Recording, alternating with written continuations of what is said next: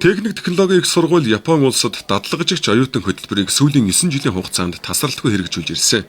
Тэд практик суурилсан сургалт, туршлагатай багш, инженерүүд, орчин үеийн лаборатори сургалтын орчин, тэтгэлэг, дадлаг, ажлын байрны боломжийг оюутан сурагчдад олгодог гэдгээрээ онцлог.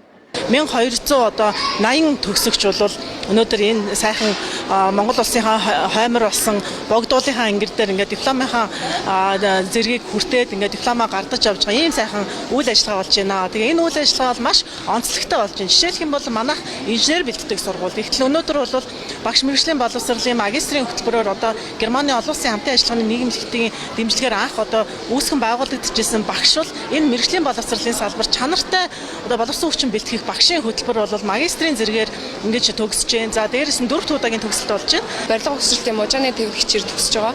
Үргэлжлүүлээд ерөнхийдөө архитектураар сурна гэсэн бодолтой байгаа. Барилгын инженер нь одоо нэг Монголоос нэг эрэлттэй байгаа.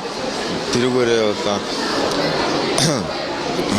Монголоос хувь нэмрээ оруулахын мэргэжлийг сонгож авсан байна. Ирээдүйн зорилготой нь бол сайн барилгын инженер бол одоо Монгол улстай олон ажиллагаа гараад чадвартай инженер болно л гэж бодож байна.